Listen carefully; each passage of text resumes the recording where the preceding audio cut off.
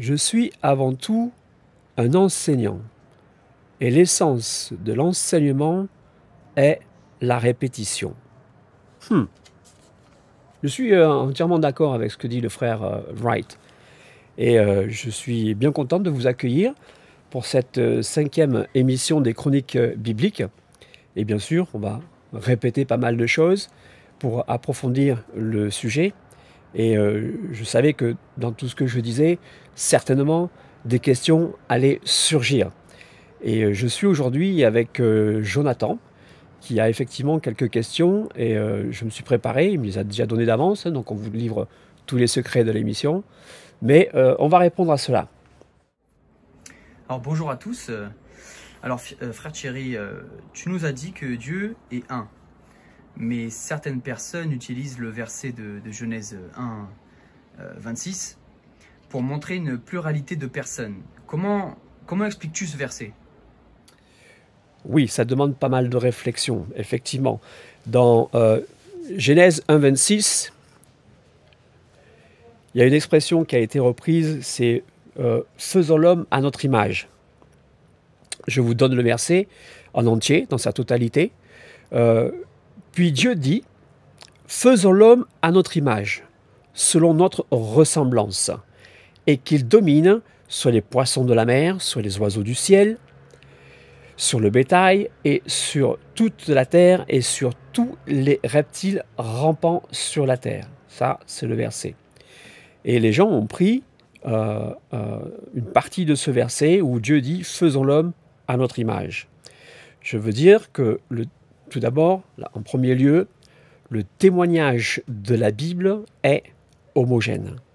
Lorsqu'elle déclare qu'il n'y a qu'un seul Dieu, et nous avons vu que l'Éternel, dans l'Ancien Testament, est le seul et unique vrai Dieu.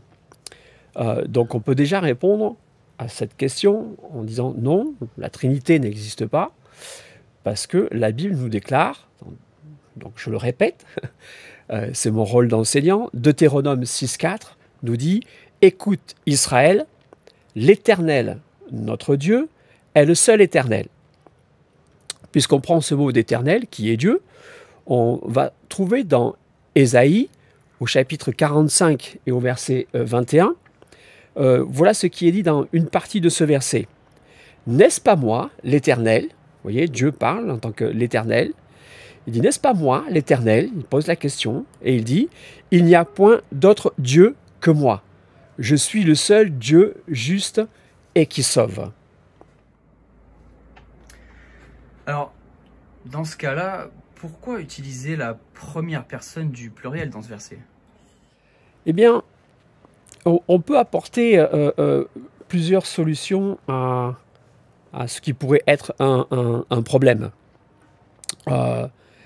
Vous avez remarqué, j'ai dit « nous », alors que je suis tout seul ici présent. Donc c'est déjà une première explication que l'on peut donner. Maintenant, dans le texte en lui-même, il n'y a pas de « nous », c'est la forme un peu impérative, et il dit « faisons », une action qui est en cours. Et donc, il serait premièrement le plus acceptable de dire que c'est un procédé littéraire, puisque nous savons qu'il n'y a qu'un seul Dieu. Pourquoi est-ce que ce verset en inclurait d'un coup 3, alors que tout le reste de la Bible nous dit qu'il n'y a qu'un seul Dieu? Donc l'explication peut-être la plus logique, c'est comme je viens de le faire, nous, et je parle que de moi, nous allons vous expliquer la chose. Et c'est un procédé littéraire, il est fort courant dans la Bible, on le voit dans plusieurs autres endroits. Moïse, lorsque Dieu parlait aussi avec Moïse, il avait décrit un petit peu ces choses-là. Et on a un exemple parfait dans Genèse, au chapitre 11, où seul l'Éternel agit. Et Moïse avait écrit ce passage, c'était inspiré de Dieu, bien sûr, et c'était à l'époque où Dieu était venu pour confondre les langages de la terre. Et il était seul à le faire, hein, il n'y avait pas d'autre personne avec lui. Et ce verset nous dit, dans Genèse 11, au chapitre 5, pardon, chapitre 11, verset 5 et verset 7, « L'Éternel descendit vers la ville. et la tour que bâtissaient les fils de l'homme. Allons, descendons, et là, confondons leur langage, afin qu'ils n'entendent plus la langue les uns des autres. Donc seul l'Éternel agit, lui seul parle, et il s'implique en fait dans l'action qu'il est en train de faire. Et il utilise ce procédé littéraire pour parler de lui-même, et en disant « allons, descendons ». Comme on peut imaginer aussi qu'il implique les gens avec qui sont autour de lui, ce sont certainement les anges, dans l'action qu'il est en train de faire. Une deuxième explication nous vient simplement de la langue hébraïque, où ce serait un pluriel, ce qu'ils appellent un pluriel intensif.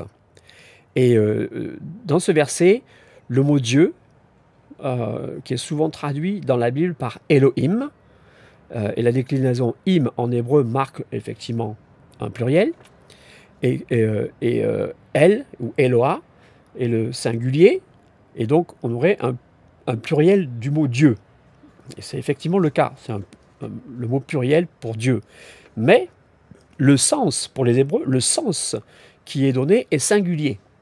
Le sens est singulier, même si le mot Dieu, lui, est écrit au pluriel, et il existe plusieurs autres mots comme ça dans le langage hébraïque qui ont une forme plurielle, mais dont le sens, lui, est singulier, comme le mot eau, le mot vie, le mot face, le mot ciel. Et c'est le contexte qui nous donne la solution. Et ici, dans ce contexte, effectivement, Elohim, Dieu, quand Dieu dit Elohim, ils ne sont pas plusieurs, le mot est pluriel, mais la signification, elle est au singulier. Ça, c'est simplement de la grammaire de l'hébreu. C'est ce qu'en hébreu, ils appellent un pluriel intensif, c'est-à-dire que face à Dieu, ils veulent montrer la totalité de ce qu'il est, sa plénitude, la plénitude de sa personne, la somme des pouvoirs manifestés par Dieu. Et voilà pourquoi on a ce pluriel qui est plus ou moins un pluriel de majesté finalement. Troisième explication que l'on pourrait donner, c'est quand on regarde le texte, comment est-ce que le texte peut s'harmoniser. Et effectivement, on ne peut pas prendre juste le verset comme ça et le sortir de son contexte, mais regarder ce qui se passe tout autour de ce verset. Et le verset 26, on l'a vu, mais il dit « faisons l'homme à notre image ». Mais ce « faisons » doit s'harmoniser avec ce qui est dit ensuite. Et dans Genèse, chapitre 1, et au verset 27, cette fois-ci, il est dit « Dieu créa l'homme à son image ». Et ensuite, il est écrit « il », et pas nous, mais « il » le créa à l'image de Dieu. Il, en parlant de Dieu, créa l'homme et la femme. Vous voyez, s'ils étaient plusieurs, si cette forme-là était vraiment un pluriel, on ne devrait pas avoir un « il » singulier, mais peut-être un « il » pluriel, ou un « nous ». On devrait retrouver un « nous » pour montrer une pluralité de personnes, ce qui n'est pas le cas ici. Alors, on comprend bien cette explication, mais est-ce qu'il n'y aurait pas peut-être une explication qui serait plus simple? Oui, bien sûr, on peut toujours trouver une explication un petit peu plus simple. C'est une quatrième explication que je peux vous donner. Et tout simplement en se basant sur qu'est-ce que la Bible est en train de nous dire. Qu'est-ce qu'elle nous raconte à ce moment-là? Qu'est-ce qui est décrit? C'est-à-dire le sens du texte. On ne peut pas prendre le verset, comme je l'ai dit, le sortir de son contexte. Donc on devrait remettre le contexte du verset et le situer. Nous sommes au 6e jour de la création et Dieu, ou l'Éternel, a créé le ciel, la terre, les anges, il a placé toutes les étoiles, le soleil, la lune, les étoiles, et il a créé tous les animaux. Mais avec l'homme, il allait faire quelque chose de très particulier, quelque chose qui serait le sommet de son œuvre quelque part. comme un artiste, il a préparé plein de choses, et puis il y a une chose qu'il va faire qui est encore plus extraordinaire que tout le reste, quelque chose de très particulier, d'exceptionnel même. Et en plus, il dit, il va le faire à son image. C'est très important, à son image. Jusque-là, aucune des créatures que Dieu avait créées n'avait été faite à son image, même pas les anges. Même pas les anges. Pourtant, ils sont forts et glorieux. Mais même eux n'ont pas été faits à l'image de Dieu. Mais là, Dieu avait l'intention de faire quelque chose qui serait à son image à lui. Et ce détail est assez important. Donc, il implique de la part de l'Éternel une action qu'il va faire et qui a une importance capitale, primordiale dans son plan à lui, dans le fait qu'il ait fait la création, puisqu'il place l'homme au sommet de tout. Alors, Dieu, l'Éternel, ne pouvait pas faire cela tout seul, comme ça, sans prévenir ceux qui étaient autour de lui. Il ne pouvait pas faire cela en secret. Dieu ne fait pas les choses en secret comme ça. Il fallait qu'il le partage. C'était le sommet de son œuvre, et quelque part, il fallait qu'il partage ce qu'il était sur le point de créer. Je m'arrête un petit peu un instant pour ouvrir une petite parenthèse et se poser quelques questions. Si Dieu était une trinité de personnes et que nous sommes faits à son image, moi, je me pose la question, du coup, pourquoi nous n'avons pas 3 visages? Pourquoi nous ne sommes pas faits avec 3 visages? Puisqu'il y a un Père, il y a un Fils, il y a un Saint-Esprit, selon la Trinité, et que ce sont 3 personnes séparées, coégales, coéternelles, d'une même substance. Du coup, pourquoi nous, on n'a pas une forme triple? Il y a bien des anges qui ont été créés par Dieu et qui ont 4 faces. Et nous, pourquoi est-ce qu'on n'a pas été créé à l'image de Dieu, donc avec 3 visages? Vous voyez? C'est une question qui me vient comme ça, en regardant, en voulant faire la comparaison. Non, Dieu est un, et nous n'avons qu'un seul visage. Pour moi, ça me paraît logique, donc, du coup, qu'il n'y a pas plusieurs personnes dans la divinité, mais qu'une seule. On peut fermer la parenthèse. Il y aurait d'autres problèmes qui se soulèveraient, mais je pourrais en reparler d'autres fois. Mais revenons à Genèse 1,26. Nous sommes faits à l'image de Dieu. Et comme tout grand événement, Dieu veut le partager. Et ce n'est pas quelque chose de nouveau. Enfin, là, à cet instant, c'est une des premières fois, peut-être qu'il le fait. Mais au cours de l'histoire, on voit, parce que l'harmonie de la Bible fait tout un ensemble, que Dieu a souvent pris sa création à partie pour les avertir de quelque chose, les mettre au courant de ses intentions. Par exemple, on l'a vu tout à l'heure, quand il a voulu confondre les langages à la tour de Babel, il a utilisé ce même langage. Allons, descendons. C'est lui tout seul qui a fait la chose, hein. Il a été aidé par personne pour confondre les langues, mais il a réuni tous ses anges certainement avec lui, et en se disant, allez, on y va, on va faire le travail, parce que là, les humains, ils font ce qui n'est pas autorisé, et là, je vais confondre leur langage. Donc, il a prévenu quelque part. Lorsque il a voulu noyer la terre et envoyer le déluge, il a prévenu Noé. Il a trouvé Noé et il a averti. Lorsqu'il a voulu détruire Sodome et Gomorrhe, il est descendu pour avertir Abraham. Il a marché avec Abraham. On lui a dit, ne vais-je cacher, est-ce que je vais cacher ce que je vais faire à mon ami Abraham? Non, il ne l'a pas caché, il lui a dit ce qu'il allait faire. À Daniel, lorsqu'il a annoncé le temps, à Daniel, il lui a révélé les époques entières de toute notre existence, du début à la fin, du royaume dans lequel il était, jusqu'au royaume final, même s'il n'a pas tout dévoilé. C'est une autre question. À Jean, il a révélé l'Apocalypse. Mais comme nous dit la Bible, finalement, si je veux résumer, je citerai Amos au chapitre 3 et au verset 7. Amos 3, 7 nous dit « Car le Seigneur, l'Éternel, ne fait rien sans avoir révélé son secret à ses serviteurs, les prophètes. » Alors, sachant cela, quel est donc ce secret de Dieu? Alors, je suis un enseignant, donc je vais me répéter, certainement, et c'est quelque chose dont on a déjà parlé. Donc, vous voyez, Dieu révèle ces choses-là, il révèle son secret. Lorsqu'il dit qu'il y a un mystère ou un secret, en fait, finalement, il finit par le révéler et le partager. Comme là, il allait faire quelque chose, il allait faire une créature merveilleuse, et je pense que c'est là le cœur de l'explication que l'on doit avoir. Le secret de Dieu, le mystère de Dieu, on l'a vu, c'est Jésus-Christ. C'est Jésus-Christ. Et notons bien en fait ce que le verset dit. Faisons l'homme à notre image. Faisons l'homme à notre image. C'est là une des raisons fondamentales de ce que Dieu était en train de faire. L'homme est celui qui devrait dominer sur toute la création. C'était le plan de Dieu au départ. Bien sûr, lorsque Dieu a voulu faire les choses, vu qu'il est omniscient, il savait que Adam allait pécher. Et que finalement, il fallait qu'il trouve une solution à ce péché. Et cette solution, on l'a vu, il l'a trouvée, c'était de venir lui-même. Donc avant même qu'il crée Adam, ou le monde, il avait déjà tout prévu, tout vu, tout planifié.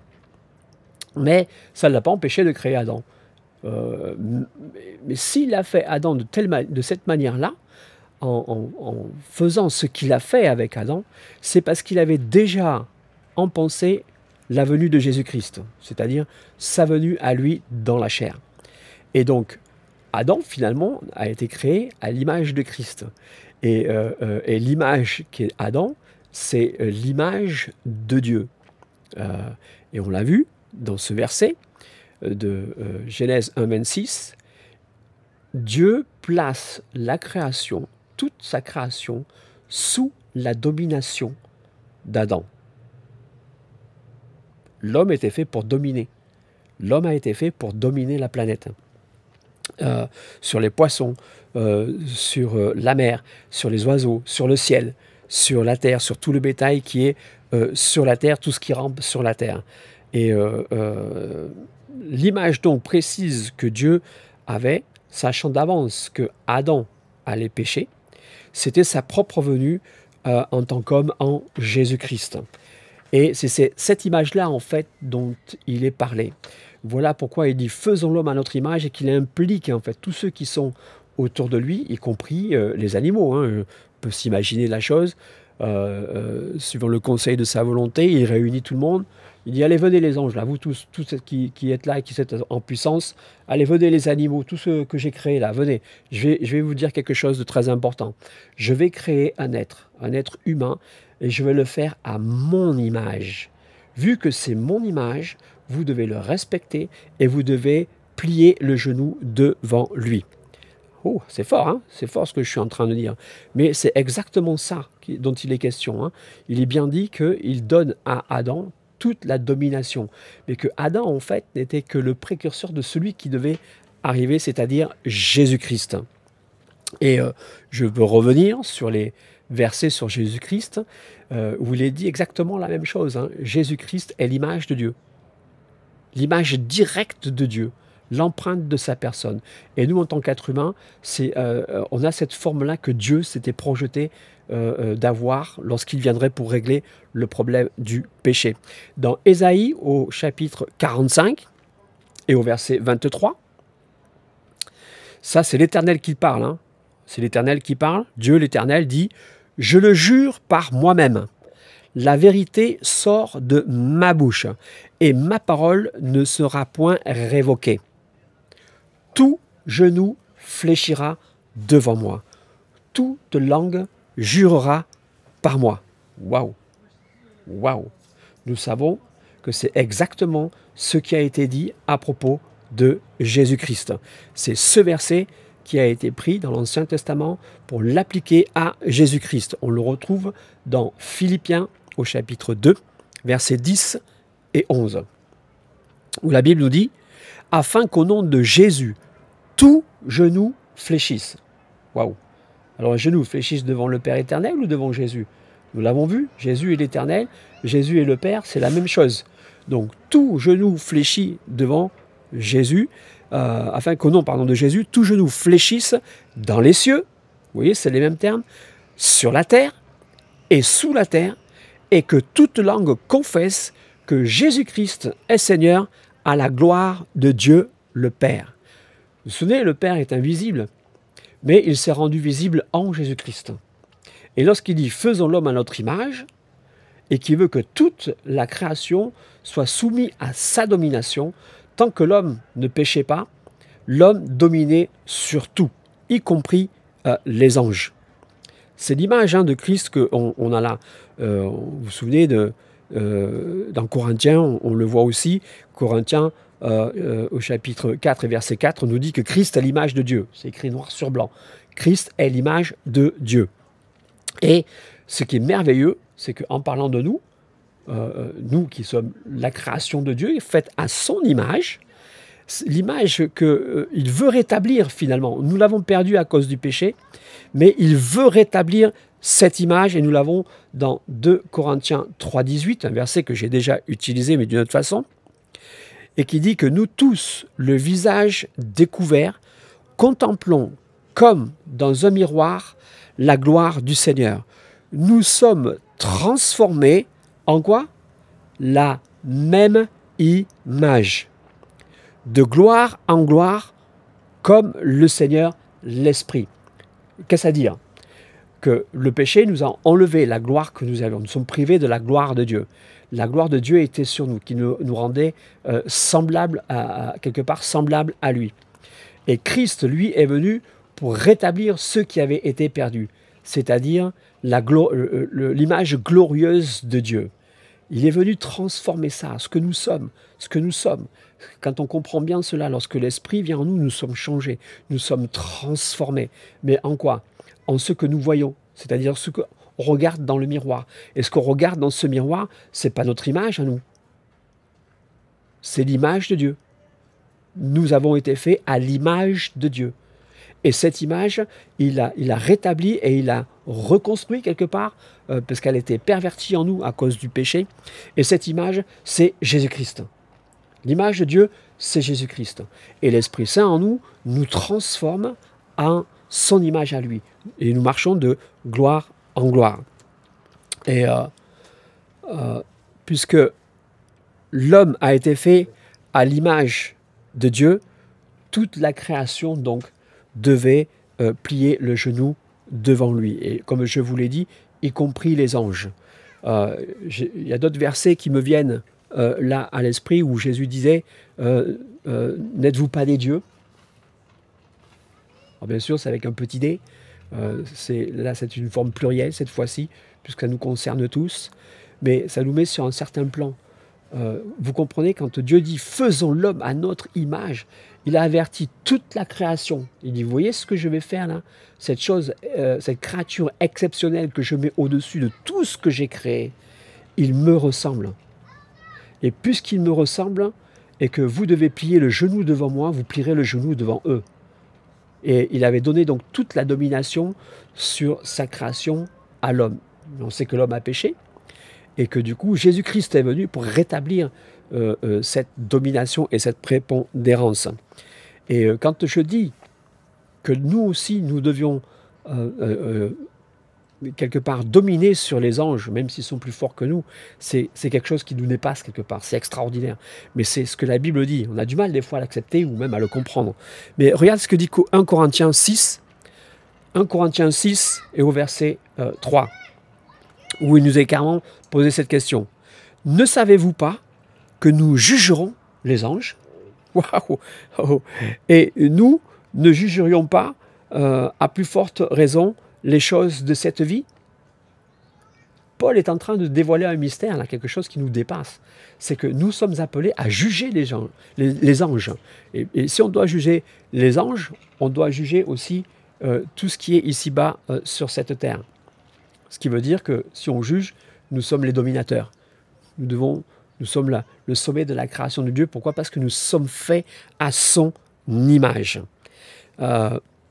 Je sais, j'ai beaucoup développé, Mais je pense que c'était nécessaire de refaire tout ce tour-là, de se faire ce point-là, pour qu'on puisse bien comprendre ce verset-là, que pour nous, ça ne nous pose aucun problème. Il n'y a pas trois personnes dans la divinité. Il y a juste un Dieu qui nous a fait ce grand honneur d'être à son image. Et comme c'est son image, on doit avoir beaucoup de respect pour cette image-là. Et c'est toute la conduite de notre vie, la sainteté dans laquelle on doit marcher pour être conforme à cette image qui nous a été donnée et qui a été rétablie pour nous en Jésus-Christ. Et bien sûr, j'aurais pu simplement aller droit au but et vous dire, ok, dans Genèse 26, il semblerait qu'on parle avec un « nous », mais il y a un verset tout particulier qui répond exactement aussi à tout ce que je viens de dire, et je vais terminer avec ce verset-là. Dans Ésaïe au chapitre 57 et au verset 16, encore une fois, je resitue, nous sommes dans l'Ancien Testament, c'est Dieu le Père qui parle, l'Éternel, et voilà ce qu'il dit. Je ne veux pas contester à toujours, ni garder une éternelle colère, quand devant moi tombent en défaillance les esprits, les âmes que j'ai faites. Il dit « je », il ne dit pas « nous », il n'emploie pas une autre personne du pluriel, il dit « les âmes que j'ai faites ». J'ai, lui tout seul. Amen. Encore une fois, je le redis, je le répète, il n'y a qu'un seul Dieu. Et la chose extraordinaire qu'on apprend aujourd'hui, c'est que nous sommes faits à son image. Merci de nous avoir écoutés et je vous dis à bientôt.